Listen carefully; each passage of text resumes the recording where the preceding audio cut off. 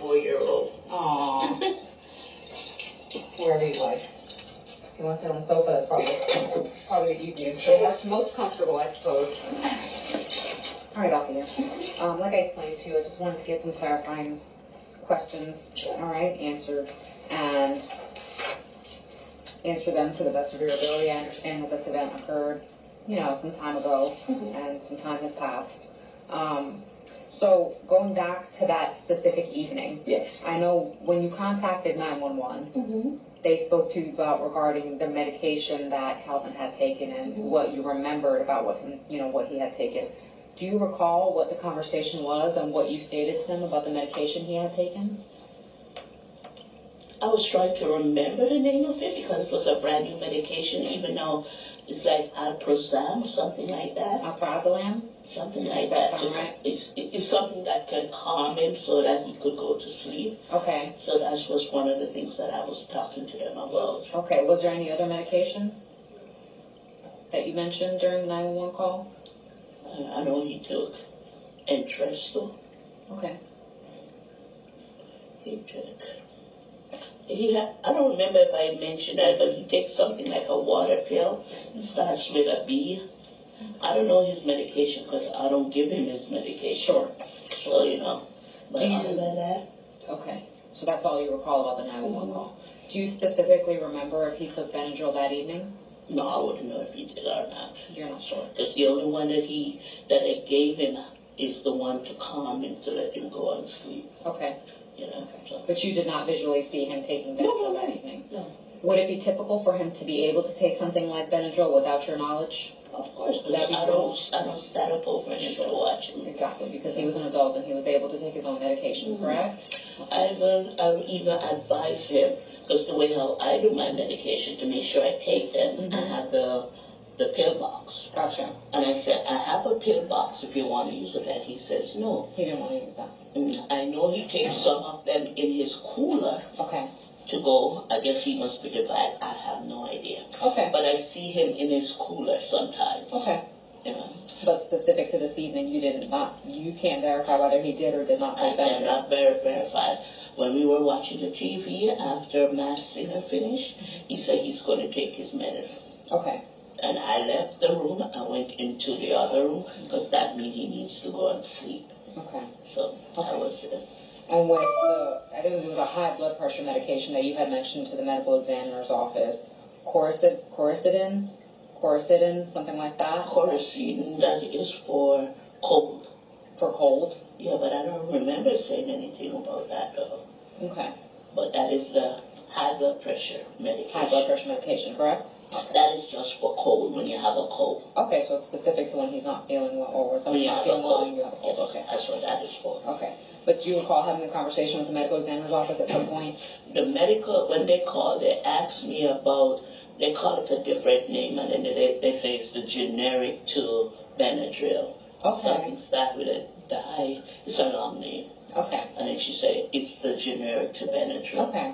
But I told them I did not know if he takes that medication or not. Right. Because like I said, I don't go through his medicine. Right. Right. I know about the Entresto because that's expensive and he wanted to get it cheaper. So when the medical examiner's office called you, they were asking you specific to whether or not he had taken the generic form of Benadryl, and you told them you were not sure because I'm not sure. Okay. All right. So that takes care of that question for me. The other question is, so on the evening where you woke up and then you realized he was not in the house. No, when I woke up, he was in the kitchen. Okay. And then I said, "Where are you going?" And he said, "I'm going to the garage to check something." Right, and then you went back to bed. And I went back into our room. Okay, I'm sorry. So I'm starting from the point where you had gone back into the room. Okay. And when you woke up, early morning hours, you realized he was not in the house, and then you called his cell phone, and then you were not able to locate him, so then you contacted 911. And I walk around the house calling his name. Right. And I couldn't hear from him. Okay. And then you contacted 911. I believe I might call his daughters first. I'm not too sure how it went. Okay. But, I said, let me call 911 just to let them tell me, Yeah, I'm sure. wasting their time instead of they tell me no. No. Why you didn't call? You did the right thing. You called 911 because you couldn't find him. So once officers arrive on scene, at some point, prior to them arriving on scene, you called Calvin's cell phone, right? Yes. And you heard it ringing where? It was in the bedroom. With you? Yes, In the bedroom because I was walking around and I'm calling it because he's always on his phone. Gotcha. You know? Okay.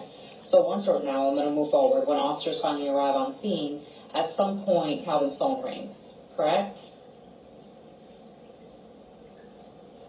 At some point, his phone rang around 2:54 a.m., and there was a phone call that was for a duration of 54 seconds. Do you remember that? His phone rang.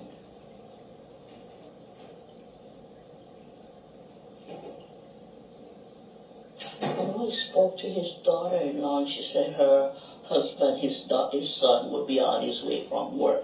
Okay. But as far as the time, I'm not sure if I'm not even sure how I got in touch with them either. But yeah, I spoke to you. I remember speaking to his daughter-in-law, and she told me, unless that was her calling, to say he's on his way. Okay. And was that on your phone or on his phone? It would be on my phone. On your phone? Yeah. So if we're talking about his phone, did his phone ring at any point while the police officers were there? Not that I know of. I don't remember. You don't remember? Okay. So was there ever a phone call that came in that you remember where nobody was on the line, or maybe it was a phone number that was not recognized by you during that evening? Yeah. I have no idea. I couldn't tell you. You can't remember? Okay.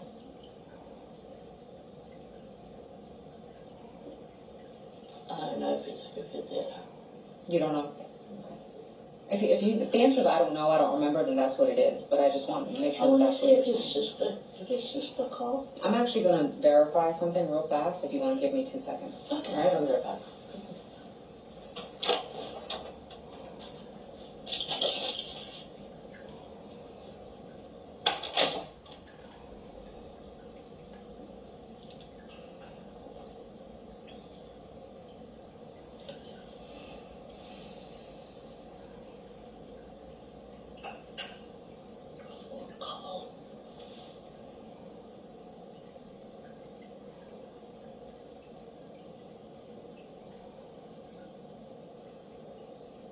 I don't know.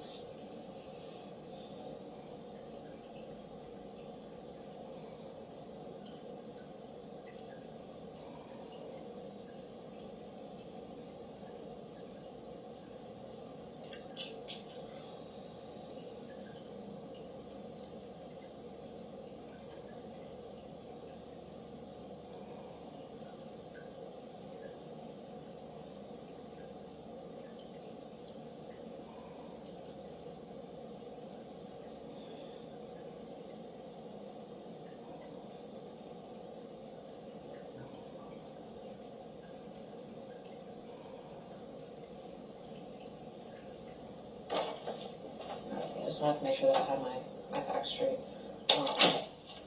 So yeah, I guess there was a phone call that came in to Calvin's phone at about 2:54 a.m. is approximately, and it lasted approximately 52 seconds or so.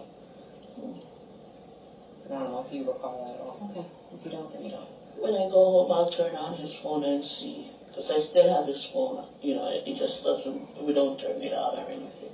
I believe that the detective did, and initially you provided his phone, right, Yeah, and they looked into it and everything. I just literally forensic? Forensic exam. Something. Sure.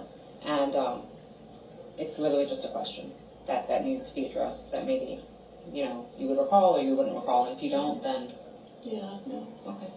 All right. Well, those are the only things that I wanted to speak with you about, was the Benadryl, whether or not you know if he took Benadryl that night, or whether you don't know, and you're not sure.